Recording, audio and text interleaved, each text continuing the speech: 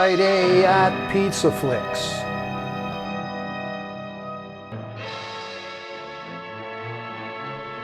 Tonight, it's Rod Serling's blistering expose of corporate greed and immorality. This 1955 television production marks a pivotal moment in the author's brilliant career. It earned him the first of 6 Emmys and cemented his reputation as a towering figure among TV dramatists. Serling later said, "The phone started ringing and it never stopped."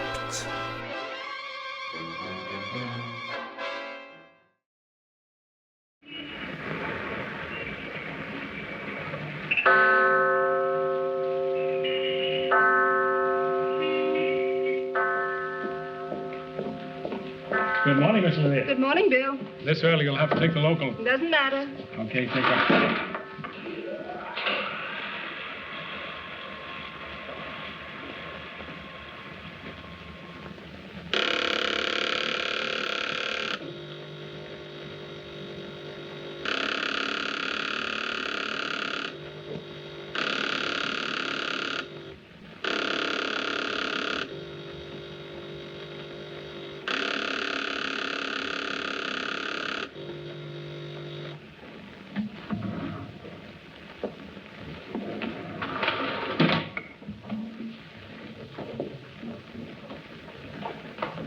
Oh, good morning, Miss Lanier. Good morning, Martha. I thought it... 40th floor executive, Ramsey and Company. Miss Stevens speaking. Oh, well, I'm sorry, but our switchboard doesn't open till 9 o'clock. But you should be able to get Mr. Donaldson shortly after that. Well, I'll leave your name with his assistant, Mr. Phillips, right? Thank you. Oh, Anne. Yeah? Put this on Bill's desk, will you, for Mr. Donaldson? Sure thing. Oh, Fortescue? Dale to Steel and Copper, I think. Oh, well, Billy can take care of this. No sign of the new genius, I suppose. Is today the day? Yeah, it sure is.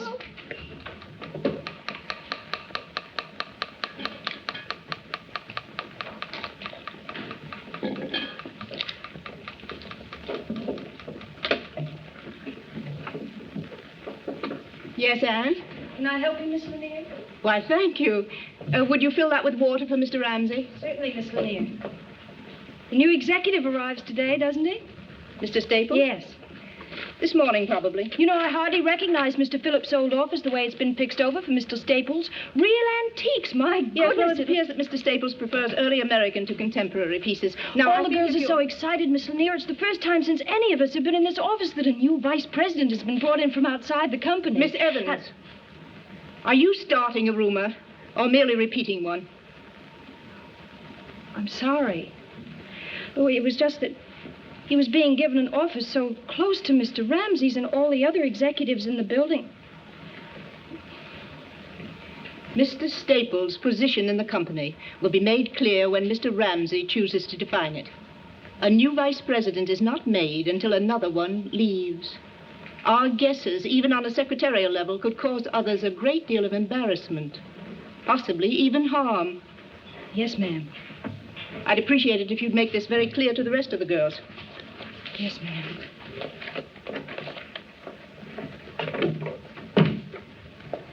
What'd you find out? Wow, you never know when you're going to hit a nerve. Tonight we present the 463rd play in this series, Patterns by Rod Serling. Oh, next car, please. Next car, please. Right here. Yes, look, here. Charlie, Steve, Car Bill. going up? Express down. No stops. We're jammed. You can't be going on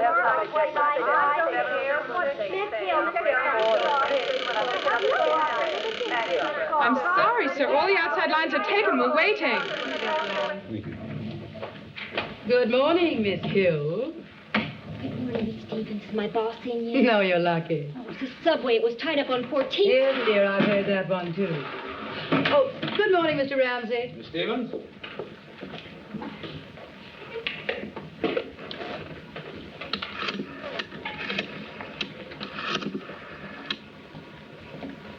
Oh, Miss Lanier, it's Miss Stevens. He's here.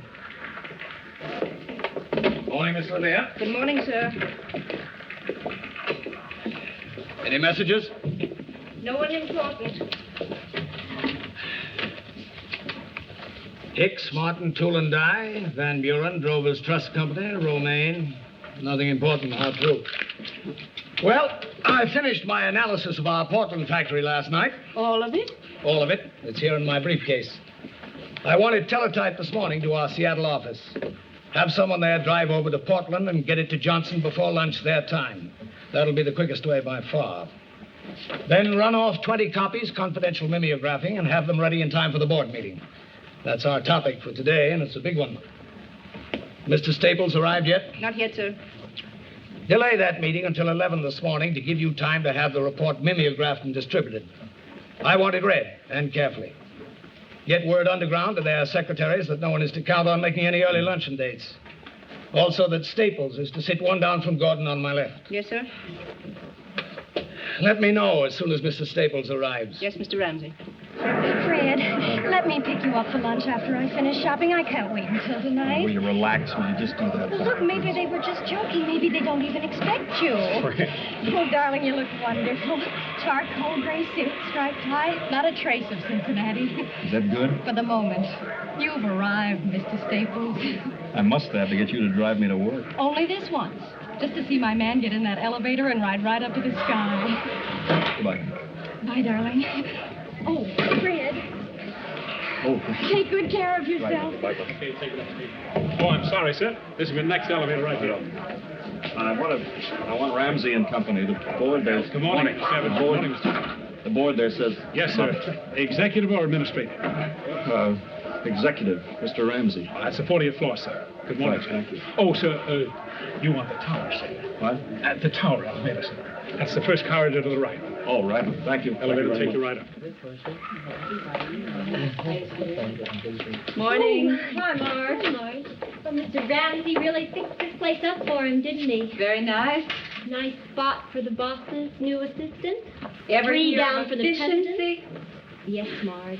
Mr. Staples goes into Mr. Sloane's adjoining office because they happen to be working together, or will work together.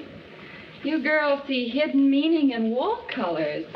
You know, Margie, it's pretty much common knowledge that your Mr. Sloane isn't exactly the fair-haired boy around here. That's not common knowledge, common gossip.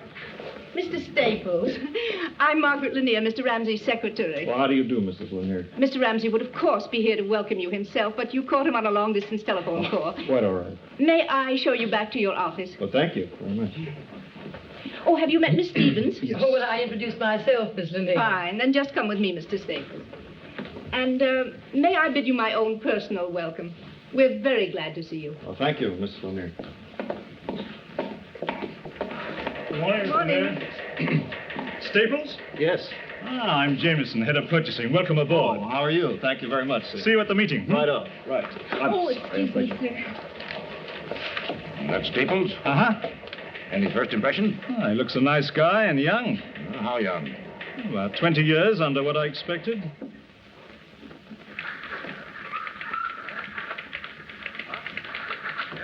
Good morning, Marge. Good morning, Mr. Sloane. Mr. Gordon asked for the Anderson plant inventory reports. Oh, yes. I forgot about those. Put your messages on your desk, sir, and here's your coffee. Well, thank you, Marge. Mr. Staples hasn't arrived, has he, Marge? No, sir, just the furniture. I see. There was some talk of tearing down that partition and making this into one large office for me. I suppose space was a factor in that. I'm sure of it, Mr. Sloane. They're doubling up in personnel. Some of the girls have 3 and 4 people they're working for. Mr. Sloane, nothing's been mentioned, sir, about Mr. Staples' secretary. I assume you'll be handling things for both of us for a while, Marge. I'll check with Mr. Ramsey later on. Yes, sir. There are some letters you have to signature, too, sir. I'll bring them in. Thank you, Marge. And this is the executive corridor. That's Mr. Ramsey's office down at the end there. And this is your office, Mr. Staples. Mr. Ramsey found out from someone in your old office that you were especially fond of early Americans. Yes, very, but always from a distance. I've never been able to afford it. Oh, this is Miss Fleming, Mr. Staples. She'll be your secretary for the time being. Oh, how are you, Miss Fleming? How do you do, Mr. Staples? And now, if you'll excuse me, I must go. Goodbye, Mr. Staples. Goodbye, Miss Lanier. Thank you again. All right. Certainly some office, Miss Fleming. Mr. Ramsey tries to furnish each office to fit the taste of the person in it. He flatters me. We will be sharing for a while the best secretary in the office. You're a lucky man. Let me be the last to bid you welcome. Well, thank you. You're, Andy Sloane, Oh, known as yes. your immediate superior. Only as time goes by, I get less and less immediate. I think Mr. Ramsey said you'd been ill, Mr. Sloane? Oh, did he? Actually, it was just a pesky stomach acting up on me. Are you busy? Yes, very. Oh. Oh, thank you very much. I was just going to try out my desk and then get busy trying to look busy. You won't have that trouble much longer. Mr. Ramsey has very definitive ideas about executives' working capacity. You'll be busy.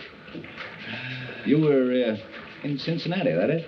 Yes, a little plant I managed out there and did some subcontracting stuff for Mr. Ramsey, and well, he seemed to think I'd fit in here, so here I am. He's quite a guy. Ramsey? He comes pretty close to being a production genius. He's also no slouch when it comes to judging men. You must have blown a bugle in his ear out in Ohio. He brought you here in a hurry. As I remember, my side of the conversation was principally just shaking and nodding my head. A pretty dynamic man, as you probably know. Yes, I know. You've been with the firm quite some time, Mr. Sloane. It's Andy to most people. Yeah, 24 years.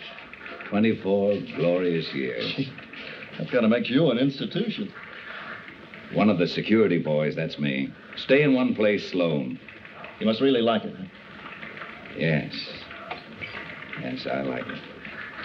I seem to recall Mr. Ramsey speaking of you as a production man. You're an engineer, aren't you? Why, yes, but from what he said, I think I'll be doing just a little bit of everything here. Mostly industrial relations. Oh? Well, it's been one of my specialties. Oh. I guess we ought to work pretty well together. I'm sure we will. Excuse me. Mr. Ramsey's called a meeting in the conference room, Mr. Sloane. Oh, thank you, Marge. Well, it's been a pleasure meeting you. Fred, is it? That's right, Andy. Mr. Ramsey's expecting Mr. Staples, too. Oh? Well, I'll go in with you if you don't mind. Well, it's all right, sure. I just have to pick up a few papers in my office first, though. Sure hope Mr. Ramsey remembers hiring me. Mr. Ramsey rarely forgets anything. After you. No, I think I'm going to leave that with you. I'll contact you later about that.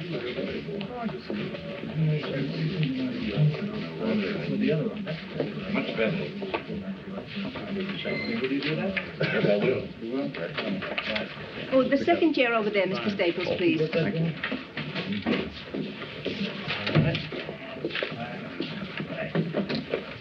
Welcome back, Sloane. Feeling better? Much, thank you. A little stomach. Good, I'm glad it's cleared up. Morning, gentlemen. Morning, sir. At our board meeting last Friday, the purchase of the Anderson plant was discussed. We tossed it around for a while and made no conclusive findings. As you know, I've prepared my analysis of the entire matter. And I hope you've all had a chance to look it over. I'd like some opinions. Are you, Mr. Staples, finding your way around? Yes, I think so, Mr. Ramsey. Good. Mr. Staples is the newest member of our organization. He's from Cincinnati. A production engineer by training, an industrial relations man by instinct. I expect good things from him. You've met everyone, I think. Yes, I have. All right, gentlemen, let's get to this Anderson matter. Does it look feasible to you? Look practical? Oh, yes, it's practical, all right. I'd say so. How about you, Sloane? You look injured by it all. You mentioned here probable time of purchase as sometime next spring. The plant will be in receivership until then? That's what it says. Bother you? Well, that means 6 months with improper maintenance of equipment, loss of goodwill, deterioration If I may interrupt you, Mr. Sloane, it also means a saving of $500,000 in the purchase price. Plant employs 200 men. That's half the working force of the village. So? So, it means disrupting an entire village's economy. That is very true. Anything else? Aside from the consideration I mentioned, I think the purchase plans are adequate. Adequate? Mr. Sloane thinks it's adequate. Well, Mr. Sloane, if I can't induce any more enthusiasm than that from you, I suppose I shall have to be satisfied with what little crumb of agreements you may toss at me. I didn't mean to imply just adequacy, although I must admit to feeling a concern for 200 wage earners suddenly being deprived of a livelihood. If you would do me the kindness to listen very closely to what I think is a fairly elementary thing. By putting 200 men out of work temporarily, we will ultimately employ twice that number in the same town. Because by purchasing the plant for less, we'll be able to cut production costs as a result of that saving. We will then be able to compete more favorably in the market because we'll be able to sell more goods. We're not going to ruin that town. We're going to make it. I should think, Mr. Sloane, that after 20 years, you'd be able to think beyond the tongue-clucking stage and come up with something resembling an analytical point of view. I was under the impression I'd given you a point of view. I saw none. I perceived what amounts to a little emotional tidbit that was decidedly more charitable than cooperative and by no means thought through. I asked, I believe, for an objective view of a business venture. From you I got, and I seem constantly to be getting, a very negative response, if any at all. Adequate, I believe you said.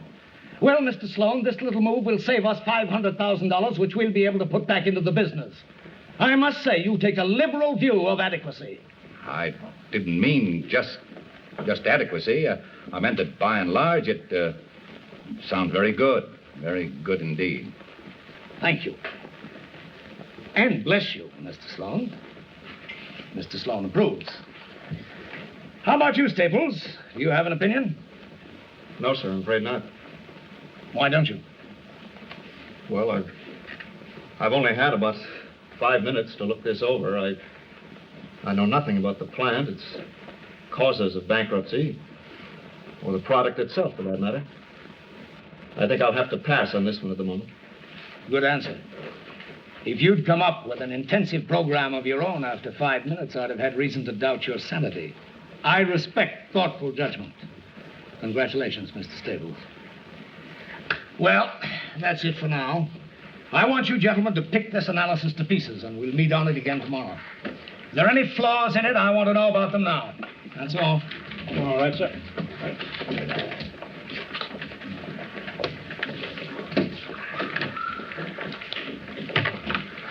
How is that stomach, Andy? Acting up again? I think much better. Good boy. You leave early this week. Get some rest. Oh, Staples. Yes, sir. Good to have you with us. Thank you. Find a house, did you? Yes, we're renting out in Westville, Connecticut. Oh, that's lovely country there. I'm sure you'll enjoy it. Give my best to Mrs. Staples. I do hope we can have dinner together soon. See you later, Andy.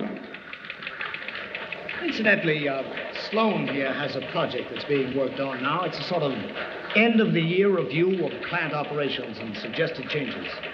I'd like you to get your finger into that. I think you could be of help to him. Matter of fact, I'm sure you can, Staples.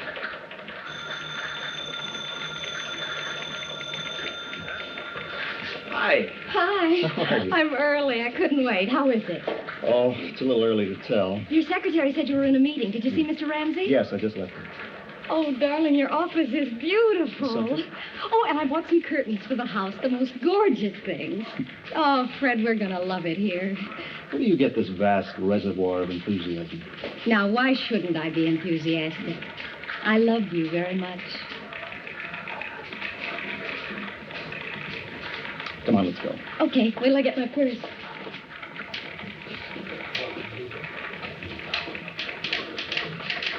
Mom, I've got some tape.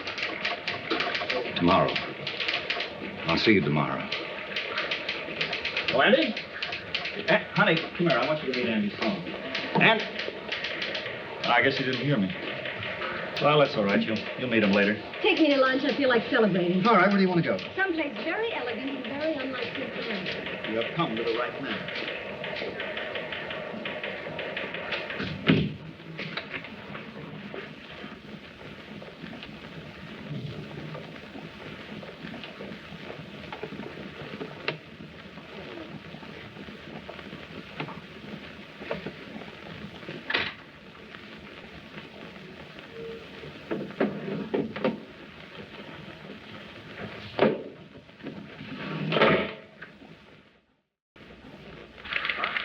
We continue with Act 2 of Patterns by Rod Serling.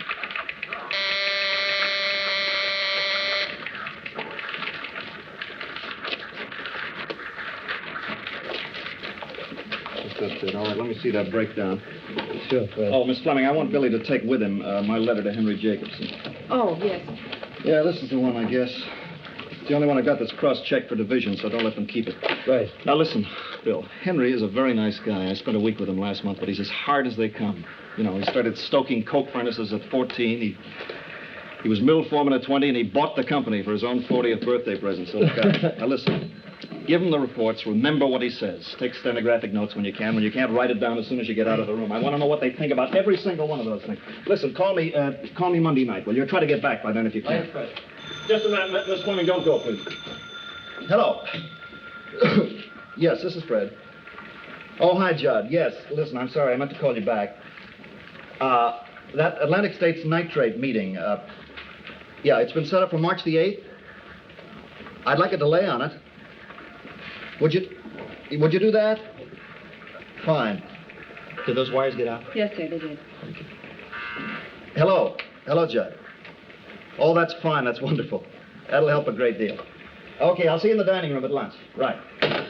Now, after lunch, I'd like to set up I want to set up a conference call with Ramsey, Jameson, and myself with Mr. Deering in Denver, Colorado. Hi. Say, how did you know it was my Paul's birthday last Saturday? Oh, his old man told me a couple of weeks ago. Say, that was very nice of you. Know the kid practically takes that football to bed with him.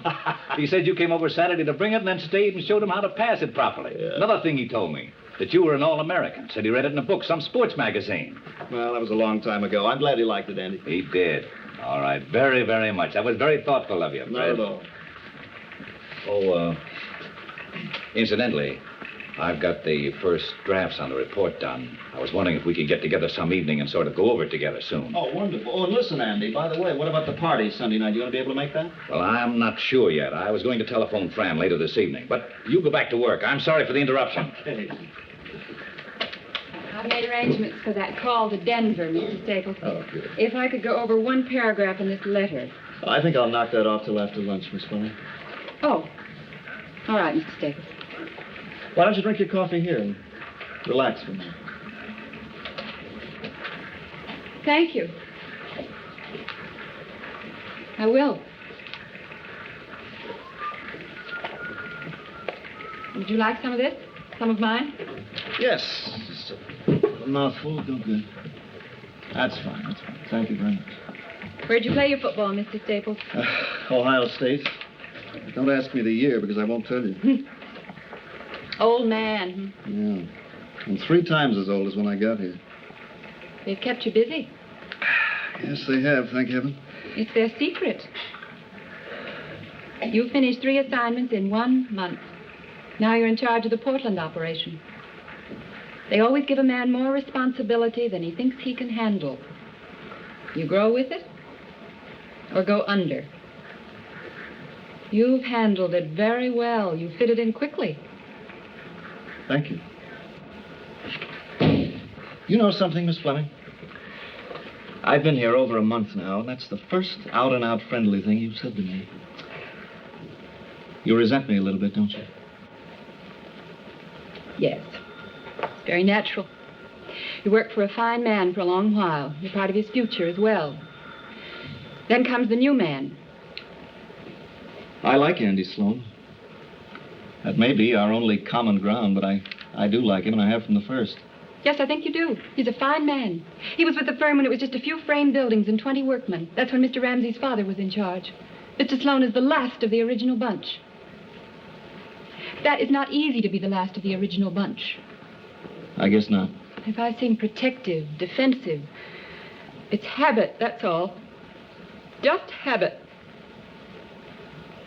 He's not well. He has a bad heart. And the stomach ailment is really an ulcer. I guess that's just about par for the executive course, isn't it? At least one recognizable ulcer. I wouldn't know. I haven't been an executive very long. Yes, that's obvious. Oh? You're different than most. When you make mistakes... And I have. Yes, I know. But you don't do the usual. Put blame on others. Pass the buck. Blow your horn loud enough to drown out your occasional failures. In a way, Mr. Sloane is like that. Only before, he never gave in. If he believed in something, he'd fight for it. He's ill now and older.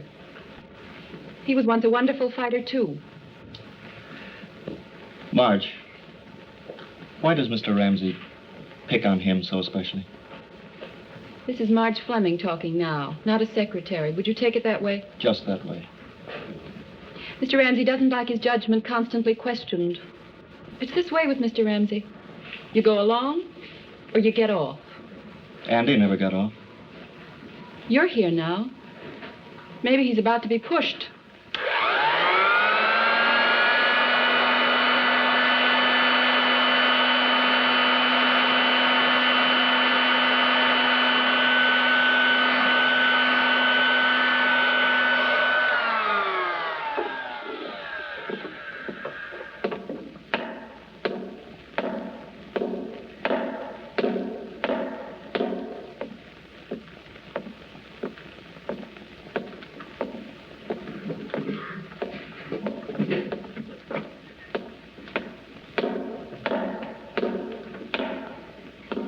Paul?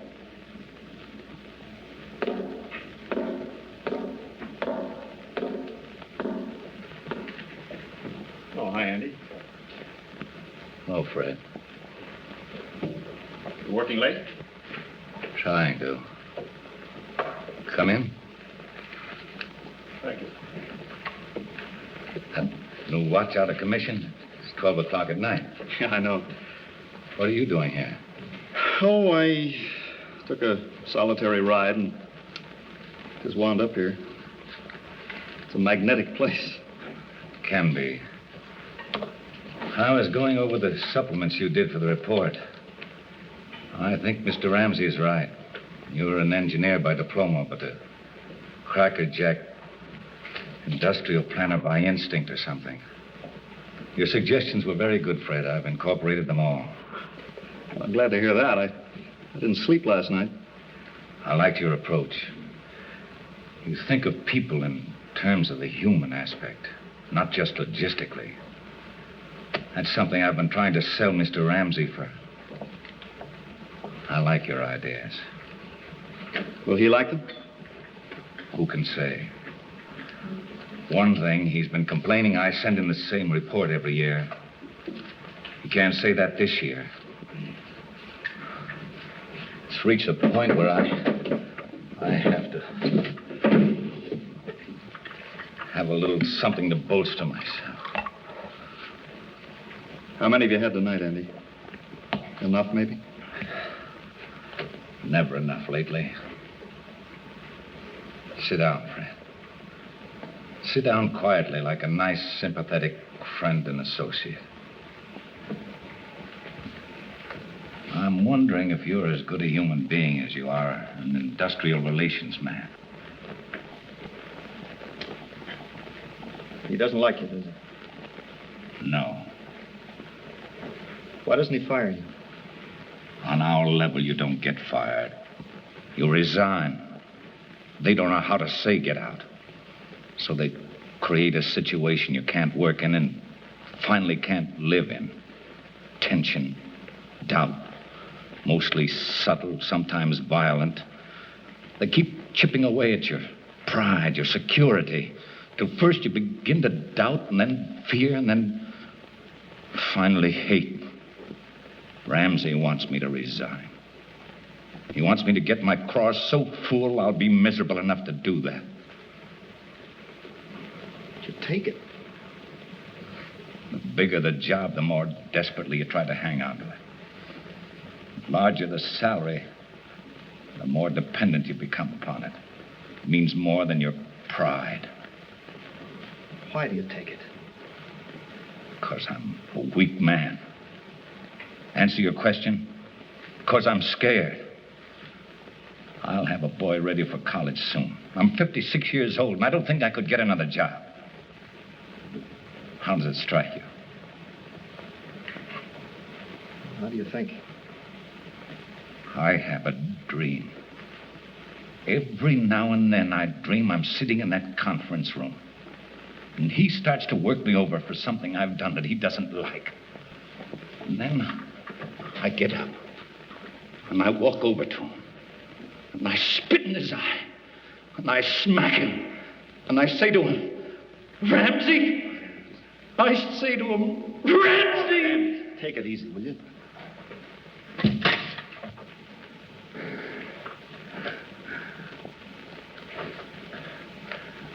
I'll be all right. Except for these ulcers and bum heart. Perpetual. Is there anything I can do? No, thank you, Fred. Just don't mention this.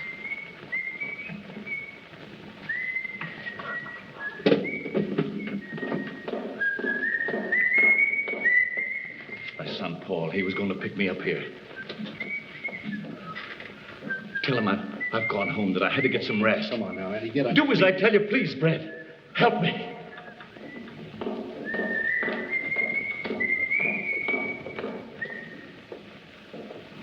Dad?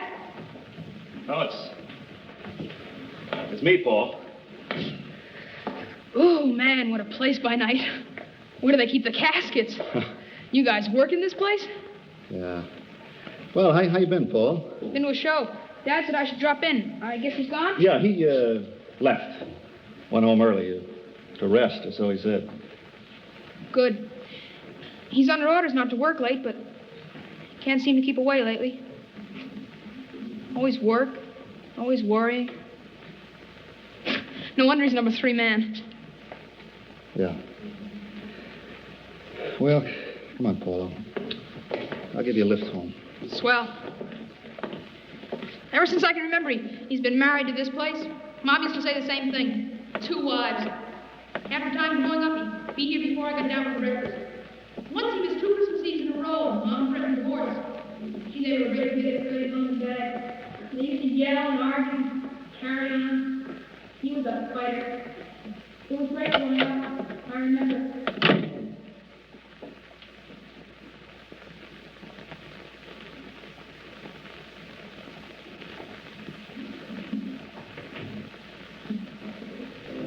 Come on, Walter, let me get you another drink. No, I'm sorry. I'm afraid I have to go, Fran. Fran, it's been a lovely party. I have enjoyed it so much.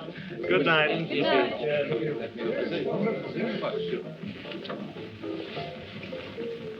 More coffee will be ready soon. Oh, thank you, Fran.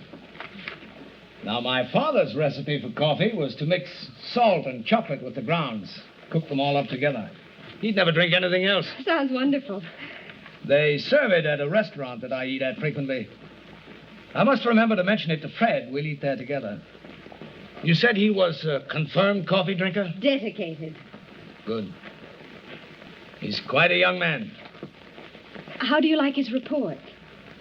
Thank you for letting me see it, Fran. I know it's not according to Hoyle at a dinner party, but acceptable even so. It makes me extremely proud of my judgment, Fran. I'm so happy. He's been worried. Fran! Excuse me. Yeah, sure.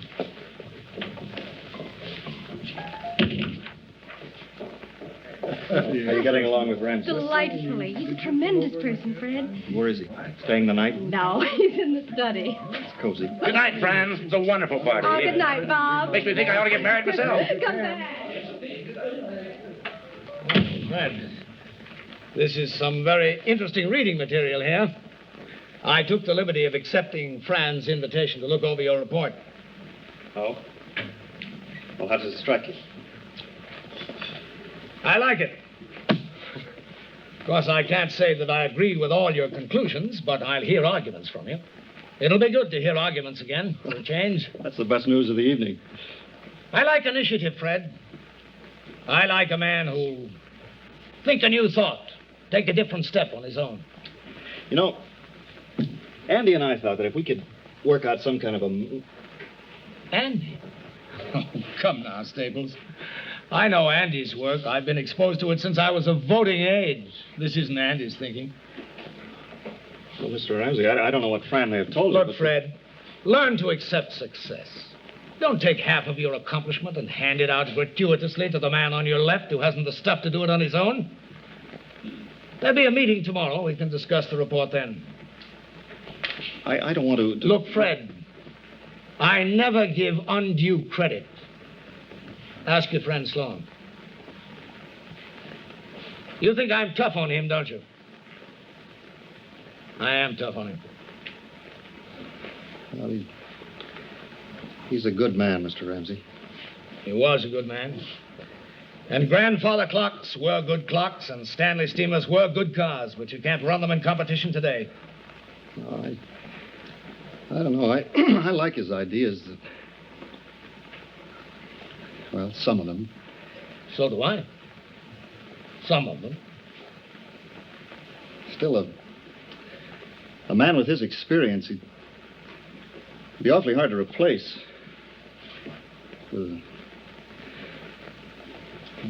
Better get that coffee. Are you serious, Fred?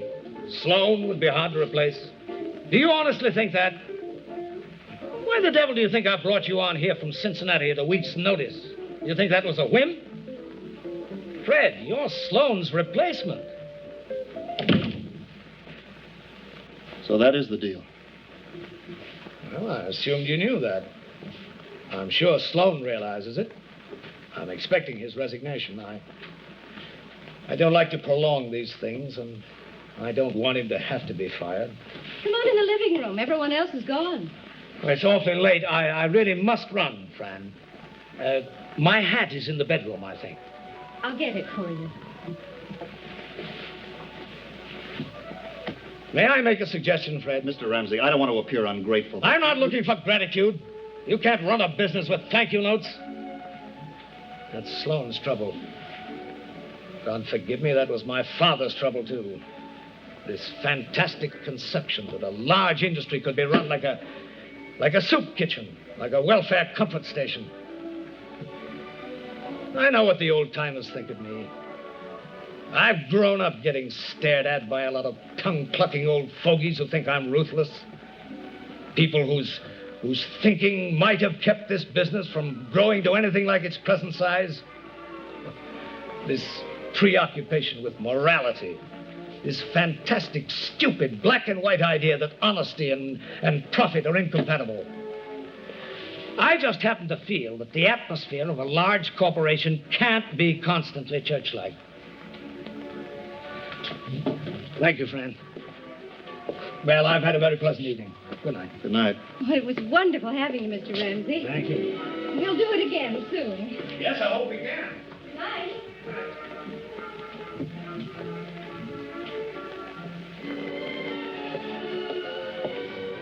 What was that all about? I'm Andy Sloane's replacement. A vice presidency? Must have really laid it on thick tonight. Oh, look, it takes more than a good dinner and some wifely pride to get that kind of promotion. Yeah, it takes a little something more. It takes a little misrepresentation of authorship, for one thing. You told Ramsey that I wrote this report, didn't you? I told him Andy helped you with it. It was Andy's basic idea. The same idea he's had for years. I've gathered that much. Fred, you gave it life. You worked it out and made it practical. Even so, Look, I know how much you did on that report. I also know you can't stand winning because you hate to see a loser. I don't like stepping on another human being to get into a capital gains bracket. Tomorrow morning in that meeting, he's going to beat Andy to death to make him resign. I didn't hear you tell Mr. Ramsey he was mistaken. I didn't hear any clear-cut defense of Mr. Sloane. If you don't want to be successful, tell that to Mr. Ramsey. He'll hand you a broom and you can check in every night at 7. Don't tell me. I'm sick to death of hearing it. Oh, I don't want to argue with you. Neither do I. I just want you to answer me. Did you tell Mr. Ramsey your wife was mistaken? Did you tell him you were taking vows you shouldn't be? No, I didn't. Why? Because I want the job. Thank you for a straight and honest answer. I think we can both go to sleep now.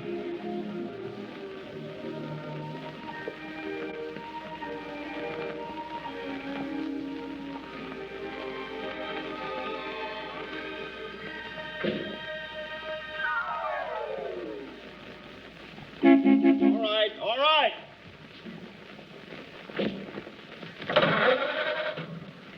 We continue with Act 3 of Patterns by Rod Serling.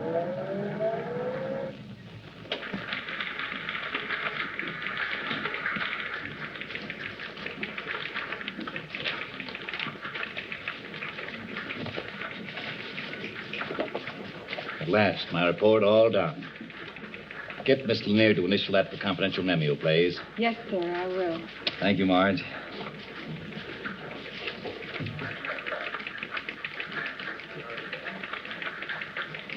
Good morning. This is Mr. Sloane's report. It's all ready to be printed if you'll just... Oh, take it into Mr. Ramsey, will you? He asked to see it first. Oh, yes. Hello? Is that the report? Yes, sir. It's all ready for memo if you'll just signature.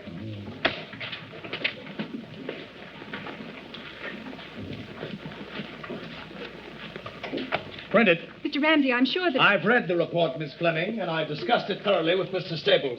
Print it.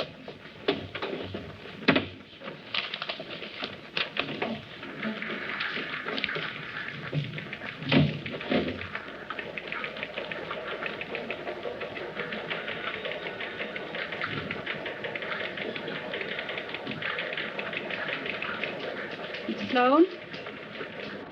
There's something you have to know about.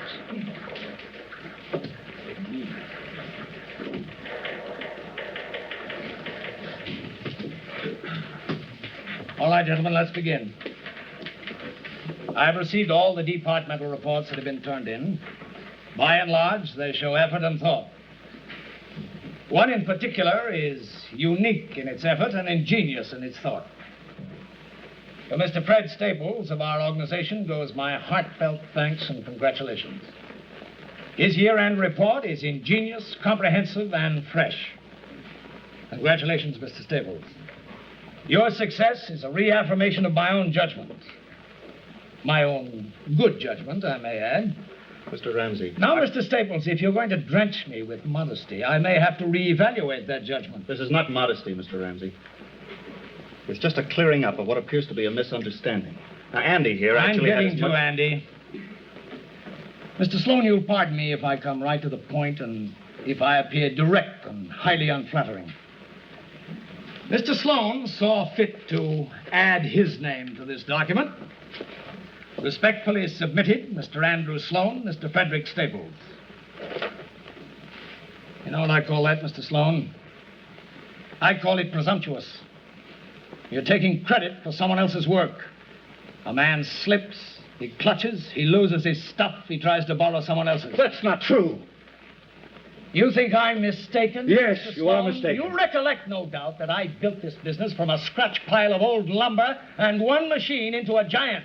And I made very few mistakes doing it. Made one in this one. Few mistakes in business and few mistakes in judging men. In this matter, you're mistaken. I'm not mistaken. Your work hasn't shown this stamp of talent and originality in 10 years. My work? That's not fair. Mr. Ramsey, you are mistaken, sir. Andy had every right to put his name on it. And you're mistaken if you think you can have this meeting degenerate into a private clash of personalities. I want you to sit down. Oh, Andy, tell him, for heaven's sake, tell him! Mr. Ramsey. Mr. Ramsey. The misunderstanding arose through a secretarial error. My name was not supposed to be put on that thing. It was a secretarial error. Meeting is adjourned.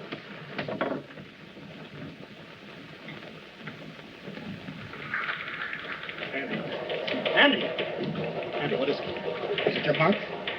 My pills. Top drawer left in my office. All right, I'll get them. Smith, get an ambulance and see that he's not moving. Still giving orders. Do me a favor, Fred. Tell him to go to... Thank you.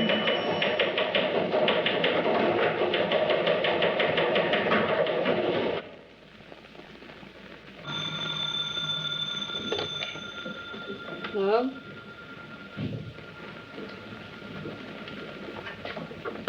"15 minutes ago.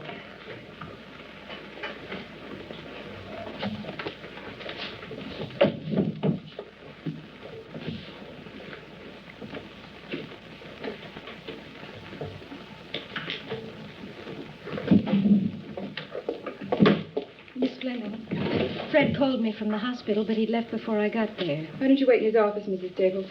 Thank you, I will.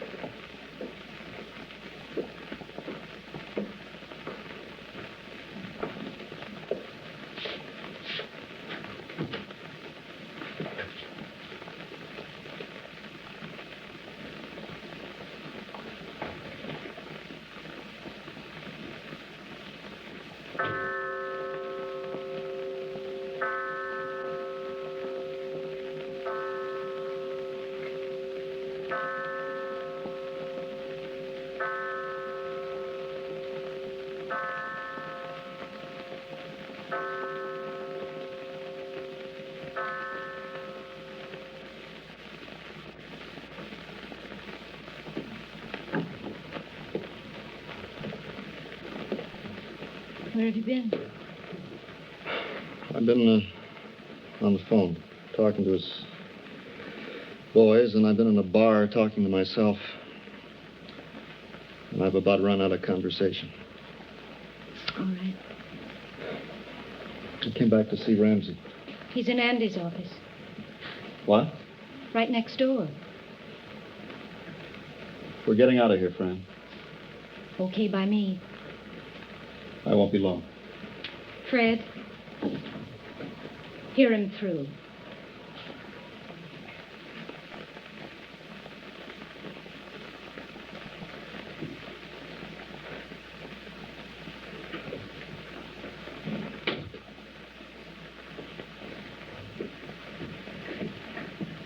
He's expecting you.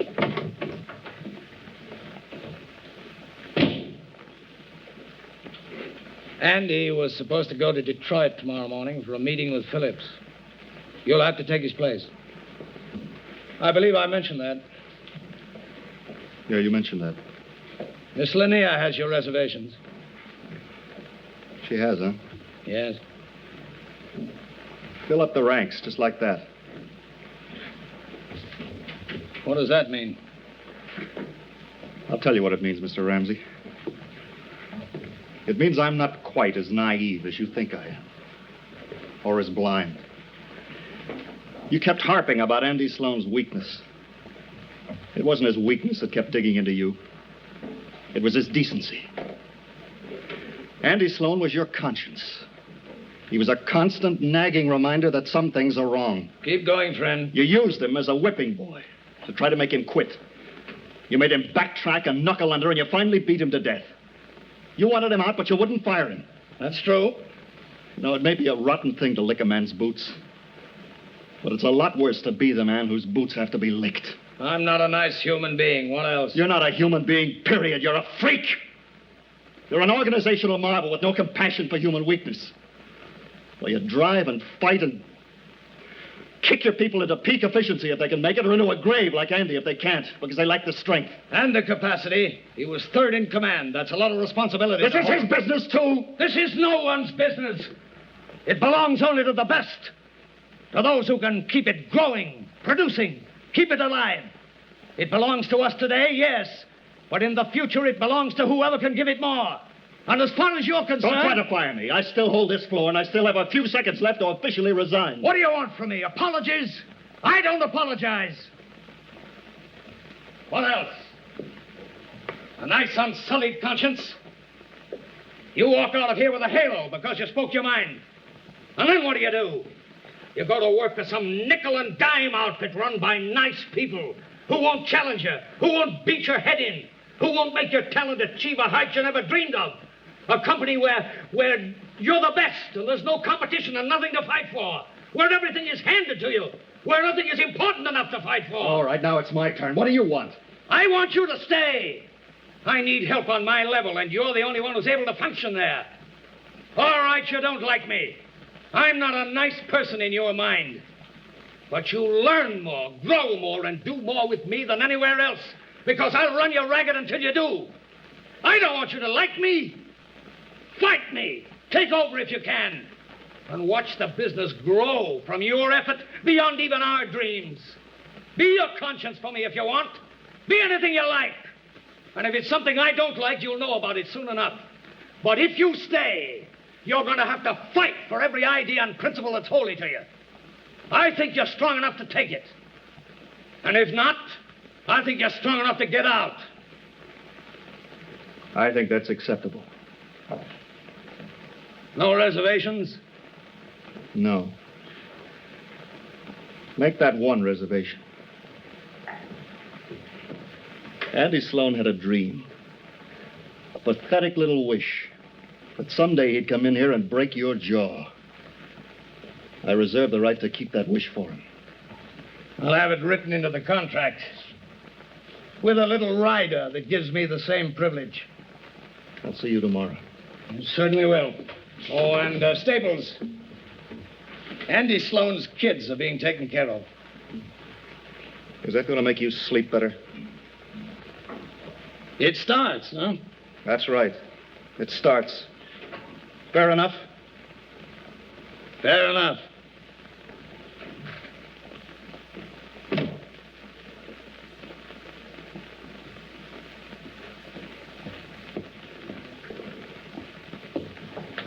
You out of a job? No, not yet. Whose terms? Mine and his. Satisfied?